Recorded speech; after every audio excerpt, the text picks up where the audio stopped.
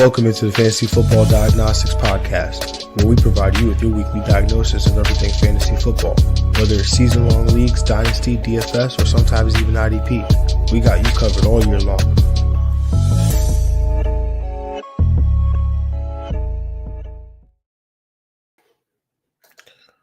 What's good? You know the vibes. Jon Jeune here at the real Jon Jeune _FF, and welcome back to another live episode of the Fantasy Football Diagnostics Podcast. It is week 14, the final week of the fantasy regular season in most leagues. And this is where this is it. We're playing for all the marbles this week, right? It sucks that we have 4 teams on bye with Carolina, New England, the Giants, and San Francisco. So some quality fantasy assets will not be available this week.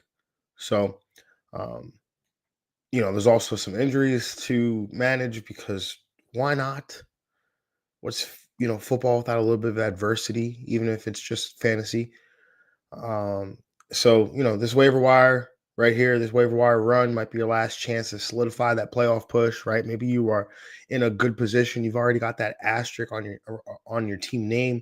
When you look at those league standings, it is a beautiful feeling when you wake up this morning and, you've got the asterisk. So probably the only situation where an asterisk is a good thing. But today we're going to obviously talk through the top ads at each position, who's worth, who's going to help us for this week, who's going to help us for the playoff push, or for the playoffs rather.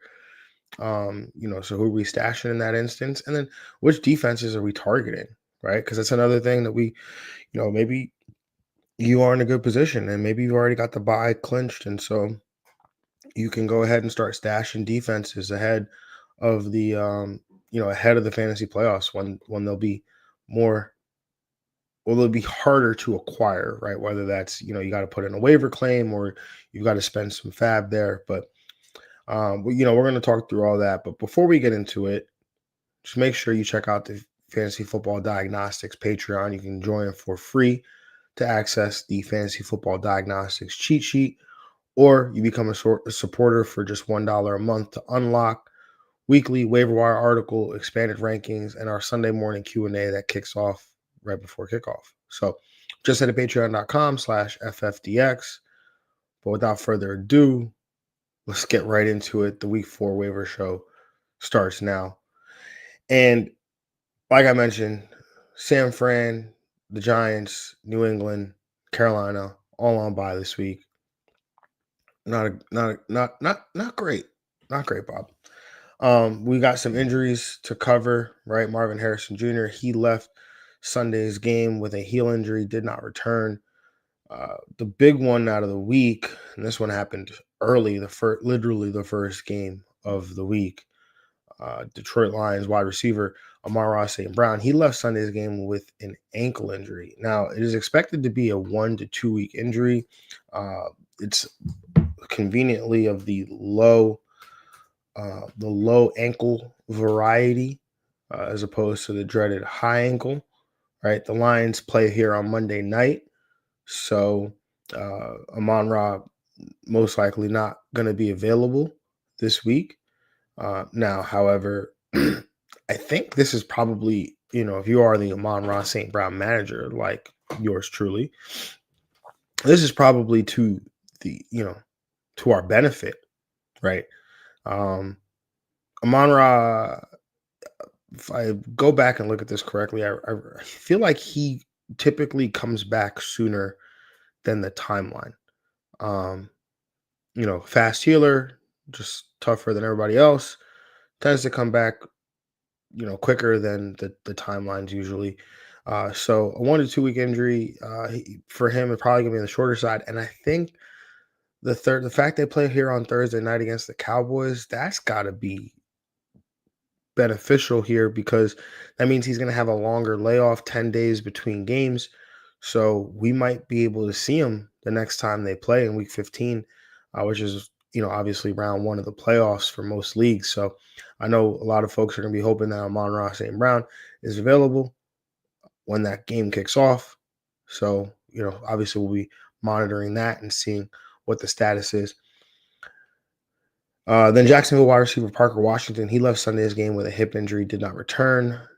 LA Chargers quarterback Justin Herbert broke a bone in his left hand on Sunday, did end up returning to the game with a glove that I'm sure had some extra padding on it, was able to finish that game, and then hopped in for a procedure on Monday to fix that, that broken bone or that fracture in his hand. But it looks like he's not expected to miss time. That's the latest report here. As I look at from Chris Rim of ESPN. So it seems like he's not expected to miss some time, which would be a miracle here for Justin Herbert. So it is his non-throwing hand. So not the biggest deal. Obviously, we see Rodgers playing through a similar situation now, playing with a cast on his hand. Did miss one game, but yeah, we'll see what happens with Herbert there. And then Minnesota running back Aaron Jones, he left Sunday's game with a shoulder injury, did not return to that game. He did try to return, but they ended up pulling him back out. And then the New York Giants running back Tyrone Tracy, he was carted off yesterday with a lower leg injury, a hip injury they're calling it. So yeah, the Giants go on bye this week, so definitely we'll have to wait. It'll be a while till we get an update there, but Devin Singletary definitely slides up the priority in terms of ads. So let's get into it. Let's talk players now. Starting with the quarterback position, let's talk Jacksonville quarterback Trevor Lawrence, available in 48% of Yahoo leagues. He's been a QB1 in 4 of his last 5, including each of the last 3 games. Gets Indianapolis this week, who's 18th. Going into Monday Night Football, they were 18th first quarterbacks over their last 3 games. This week, they will be in a dome, 47.5 point total. That game is going to be uberly competitive. The division is on the line here. I mean, these teams play each other twice within the next, I think, 3 or 4 weeks here. So, Jacksonville currently leads the division. Indianapolis, could potentially steal it back. Still, AFC South goes crazy every time. So, obviously, this is going to go right down to week 18 here. So, but all that being said, Trevor Lawrence, I think, a solid play here. He's, like I said, he's been a QB1 in 4 of his last 5 games. So, including each of his last 3 games. So, in a good spot here with, and you've got Drake May and Drake May and Jackson Dart and Brock Purdy on bye, even Bryce Young, who's, had some good weeks. So quarterback's looking a little slim this week. So Trevor Lawrence, I think, definitely adds some value there. Also, up in that same division, we got CJ Stroud of the Houston Texans, available in 61% of Yahoo leagues. It's been many weeks since Stroud was fantasy relevant. Obviously, he's missed some time with a concussion, and even prior to that, the performance from him was up and down. But this week, he's getting a Kansas City defense that is allowing the 12th most fantasy points to opposing quarterbacks over their last 3 games. And then last but not least at the quarterback position, let's talk New Orleans quarterback Tyler Shuck, available in 93% of Yahoo leagues. He was the QB 11 entering Monday Night Football, probably finished as the QB 12 if I were to go back and look. Obviously, with the performances of Drake May and Jackson Dart yesterday. And now gets a Tampa Bay defense who have allowed the most fantasy points to opposing quarterbacks over their last 3 games. I'll be completely honest. I was not a fan of Tyler Shuck, and I'll continue to be honest. Like, I have not watched much of Tyler Shuck play, right? But I was not a huge fan. I did not like the situation that these players, in New Orleans were going to find themselves in, like the Chris Olaves and the Jawan Johnsons and even Alvin Kamara at the time. It didn't feel good. You kind of felt like you knew what you were getting from Spencer Rattler. Was he was gonna be aggressive, throw the ball, and the Saints throw the ball a ton. But Tyler Shuck has been halfway decent, and again, that's just from purely a fantasy perspective, right?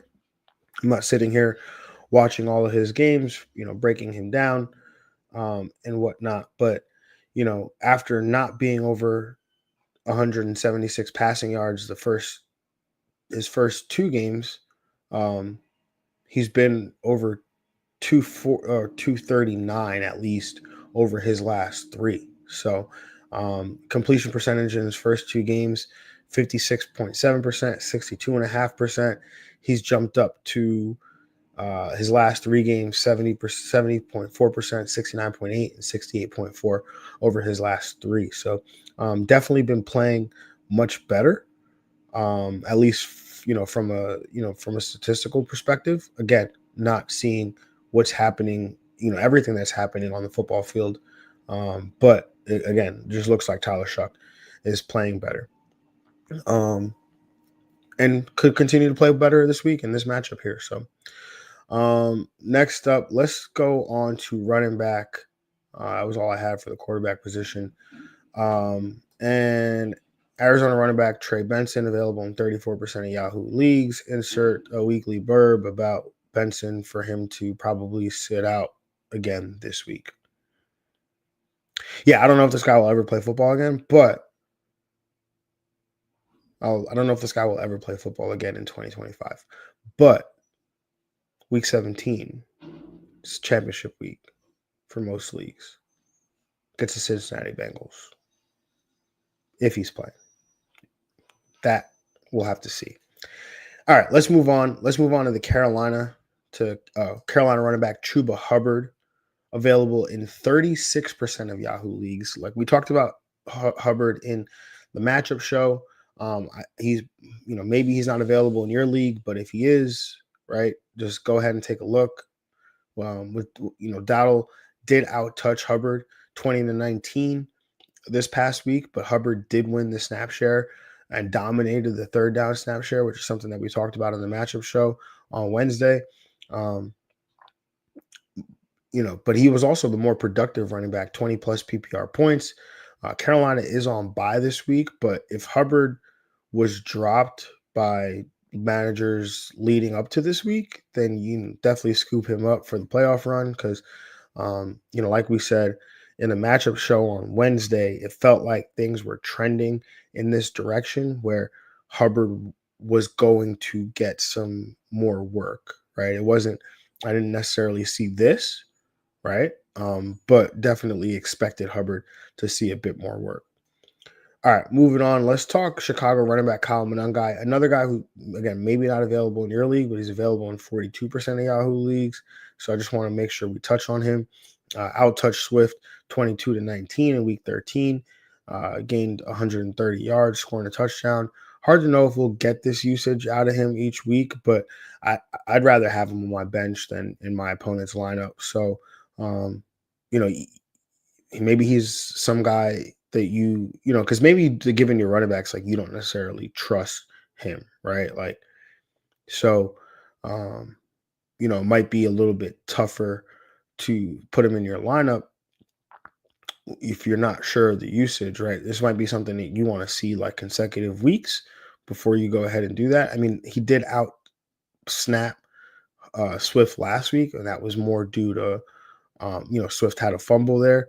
So, that's 2 weeks in a row, but I don't know. I feel like I still need to see it a third time. But I totally understand if you're desperate there, or if you have Swift and Monangai, right? Like, what do you do in that situation? I probably would continue to start Swift just because I feel like Swift is obviously the touches were equal.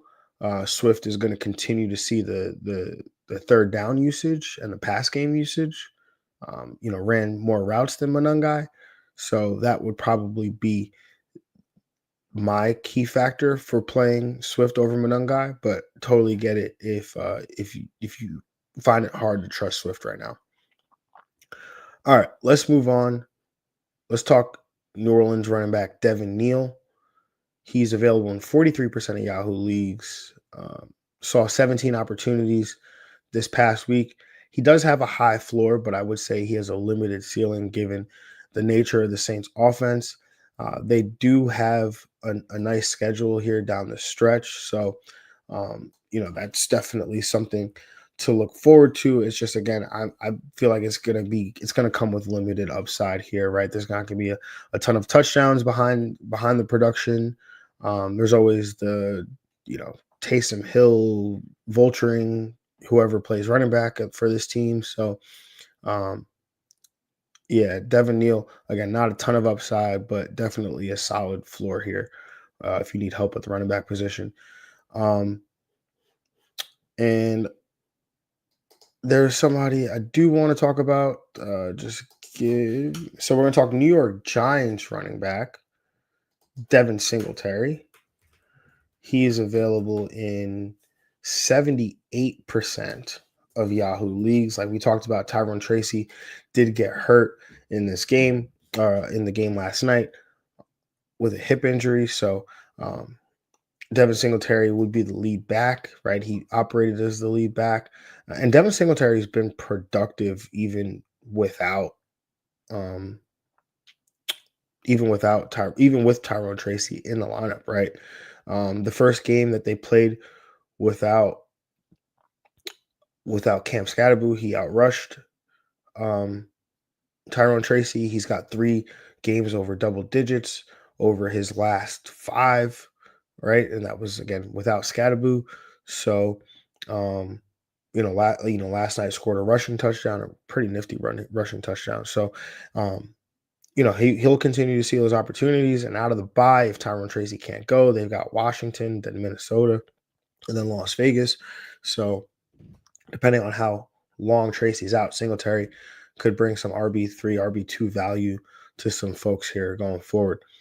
All right, let's move on to Arizona, or circle back to Arizona. Let's talk Arizona running back Bam Knight, available in 75% of Yahoo leagues. 3 straight weeks of double-digit PPR points and a touchdown. This past week actually provided a nice floor without the touchdown. So if Benson never comes back, Bam Knight could provide some RB2 upside down the stretch here. Just checking on Michael Carter's availability. Michael Carter available in 95% of Yahoo leagues. So he's another guy that you could add, has seen at least 8 touches over the last 3 weeks, has scored at least 7.8 PPR points. They play the Rams this week, so maybe he has some value given, it might be a little bit of a passing game script here for the Arizona Cardinals. All right, let's move on to Washington running back Chris Rodriguez Jr., available in 76% of Yahoo leagues, operated as the lead back with 11 touches on Sunday, gets a plus matchup the next 3 weeks. Gets a plus matchup the next 3 weeks of Minnesota, the Giants, and Philadelphia, all coming up. So obviously, this year, I think not everyone, but a lot of people were clamoring about Ja'Cory Krosky-Merritt, and just for Chris Rodriguez to take the job here. So again, down the stretch here, Minnesota, the Giants, Philadelphia, all teams that are great matchups right now for opposing running backs. And Chris Rodriguez actually, the fact that he was able to get double-digit PPR points last week against Denver in a tough matchup makes you feel pretty good about that. Could also potentially get Jaden Daniels back, which I think, raises the ceiling for the offense here. So, it'll definitely be interesting here moving down this stretch. And then we got the insurance policy running backs, right? Like Brian Robinson Jr., he's on bye this week, but again, down this playoff stretch, you're going to want to feel protected here with CMC. Pittsburgh running back Kenneth Gainwell, Green Bay running back Emmanuel Wilson, Buffalo running back Ray Davis, Atlanta running back Tyler Algier, LA Rams running back Blake Corum. All right. So all those guys widely available across many, many leagues. So um, definitely go take a look, scoop those guys up. And remember, the yo-yo running back is a thing. All right. Let's move on to the wide receiver position. Let's talk Houston wide receiver Jaden Higgins, available in 65% of Yahoo leagues. Higgins has been productive over the last several weeks with no less than 9.5 PPR points over his last 4 games, with 3 of those games over double digits. Second amongst Texans wide receivers in terms of snaps, routes, and targets. Gets a plus matchup versus Kansas City this week, the 5th most PPR points to wide receivers over their last 3 weeks. Kansas City is allowed. Jaden Higgins, haven't talked about him just because his usage didn't really feel very sticky, if I'm being honest. In terms of like the snaps, he was only playing like 50% of the snaps, was only participating in like 50-60% of the routes. I was really looking for him to get into that 70-80% of the routes. That hasn't really happened yet. But you can't ignore the production, right? 4 straight games with at least 9.5 PPR points, right? So um, he's definitely talented rookie. We've been waiting for him to get more opportunities. He's making the most of his opportunities right now, as he gets them. So definitely a guy that I think we probably should have on our radar here, especially down the stretch, right? Like this is if there's a time to add talented rookies that are flashing, it's right now, right? Like, and don't hear what I'm not saying. I'm not going to compare Jaden Higgins to these guys by any means, right? But over the years, right? Like we've seen Amon-Ra St. Brown, basically come out of nowhere, and his rookie year, and on the back half of it, help lead people to a championship. We saw AJ Brown do something similar his rookie year. David Johnson, his rookie year was like the same, very similar thing where, guy just he absolutely crushed it on the back half of the back half of his rookie year, and then he coming into the following year, everyone's like, oh, why is David Johnson going so high, right? Like, why is everyone so high on AJ Brown? Like, why is everyone so high on Amon-Ra St. Brown, right? So again, not saying that Jaden Higgins is going to do those types of things, but it's just an extreme example of like this time of year, rookies, they're getting their bearings, they're getting their feet under them. The speed of the game is starting to slow down a little bit. They're understanding their assignment a little bit better, right? They're thinking less about, where they're supposed to be, how the play was tagged, all of those things. And they're just lining up. They know their assignment and they go and they play football, right? And so, um, rookies around this time of year are going to ascend very quickly, right? So don't be afraid to embrace some of that variance. Don't be afraid to take some shots on these rookies, right? All right. And hopefully the wide receiver section is better than it was last week, because last week it was straight doo doo. There was like, I don't think anybody productive came out of this section last week. So, all right, let's move on to New York Jets wide receiver Adonai Mitchell, available in 98% of Yahoo leagues. Big game for Mitchell this past week: 12 targets, 8 catches, 101 yards, and a touchdown. His first career 100-yard receiving game and his first career touchdown. Gets a plus matchup this week in Miami, who allowed the 7th most PPR points over their last 3 games to the wide receiver position. Um, Adonai Mitchell, he's been tantalizing, but hasn't really come to fruition. This was the first game where we've really seen him put it together. Um, he It's interesting because this was the second time in 3 weeks that he's led them in targets, but he actually capitalized on his targets this time. Um, is he the number one receiver without Garrett Wilson? I would say it's a 1A, 1B situation, right? Between him and John Mechie. But Adonai Mitchell probably is the more explosive, right? He's going to be the more volatile player, right? He's going to come with more variance. And again, at this time, you want a player like Adonai Mitchell, who's going to be able to score, you know, 18, 20 fantasy points, where the floor might be 5 or 6 fantasy points, right? But you've got a 25-point ceiling here.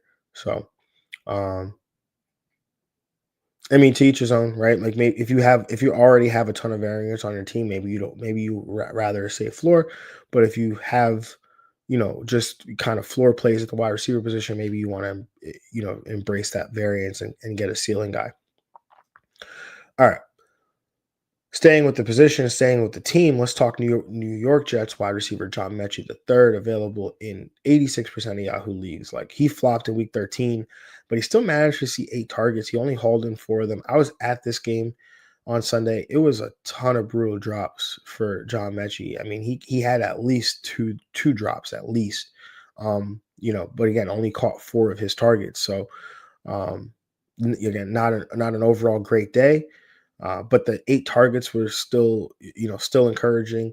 The fact that he tied for the team lead with routes with Adonai Mitchell, the fact that he played more snaps than Adonai Mitchell.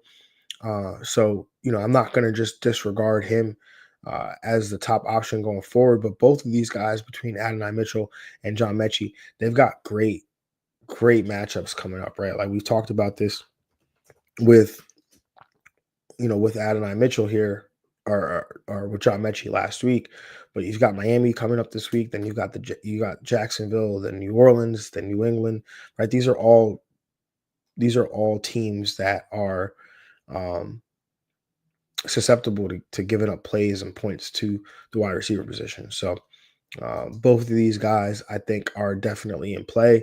Tyrod, I think I talked about Tyrod Taylor on Wednesday.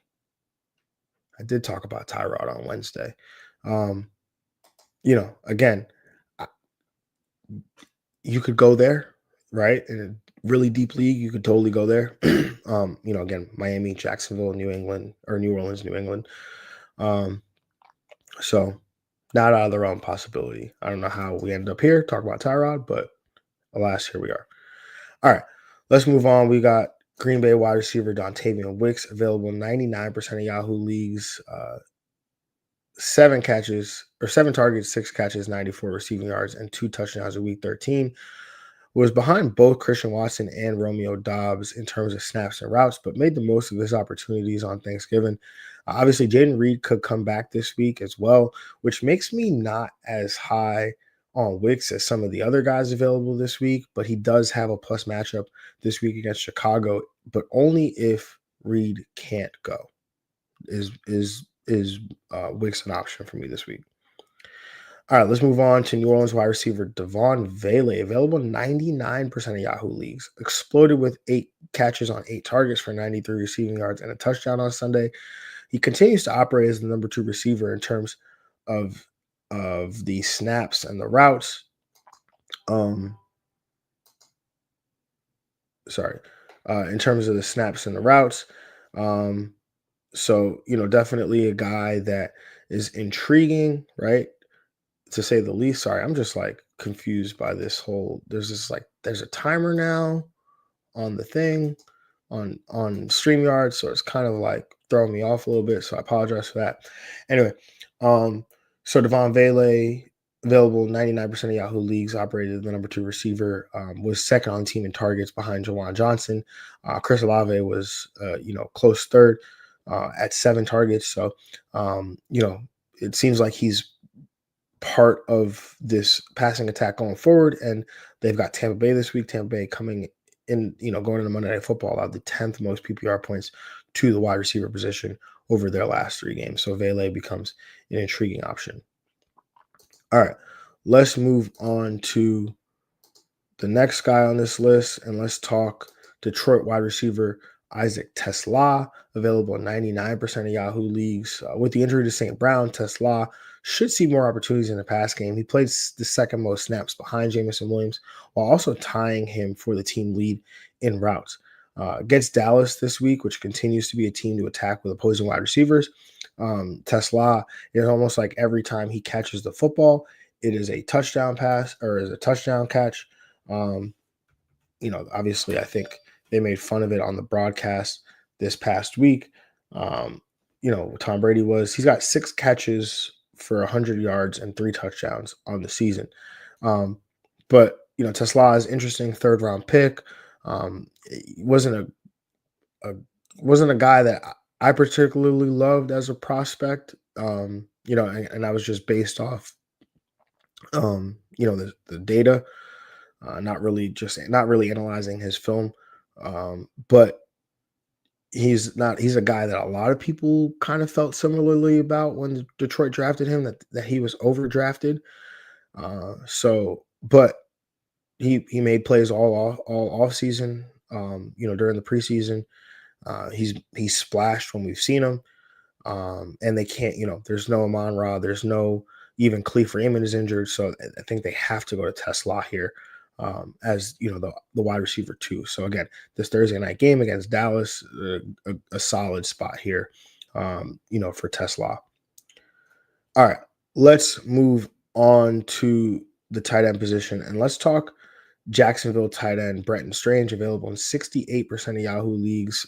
4 targets, 3 catches, 45 receiving yards, and a touchdown, making it back-to-back games with double-digit PPR points and 4 straight games with double-digit PPR points when he is fully healthy. He's got some pretty nice matchups the next several weeks: Indianapolis, New York Jets, Denver, and then Indianapolis again. So we're going to get some pretty solid games here out of Brenton Strange down the stretch, as we get into the fantasy playoffs. Moving on, let's talk Houston tight end Dalton Schultz, available in 54% of Yahoo leagues, has had double-digit PPR points in 6 of his last 8 games. Again, gets some good matchups over these next 2 weeks with Kansas City and then Arizona. Moving on, let's talk Miami tight end Darren Waller, available in 70% of Yahoo leagues, was playing in a part-time role on Sunday, while he only saw 3 targets in his first game back from injury. One of those targets did happen to be an end zone target. It's like we kind of, we've seen him be utilized since getting to Miami. And he gets the New York Jets this week that have allowed at least 6 targets and 44 receiving yards to opposing tight ends over their last 3 matchups. Darren Waller also caught 2 touchdowns, I believe, the last time he played the Jets. So, should be interesting if they continue to utilize him like so. And then last but not least, let's talk Denver tight end Evan Ingram, available in 62% of Yahoo leagues. Ingram had 9 targets, 6 catches, 79 receiving yards in week 13, making 3 straight games with at least 5 targets. Does have a tough matchup the next couple of weeks, but week 16, yes, we're already talking about week 16. Week 16 gets Jacksonville, and that's a revenge game. Jacksonville, pretty good spot for opposing tight ends. So definitely going to be looking his way. All right, let's move on to defense and special teams, and let's talk the Tampa Bay DST, available in 72% of Yahoo leagues. They are 8.5-point favorites at home. Is that right? At home against New Orleans.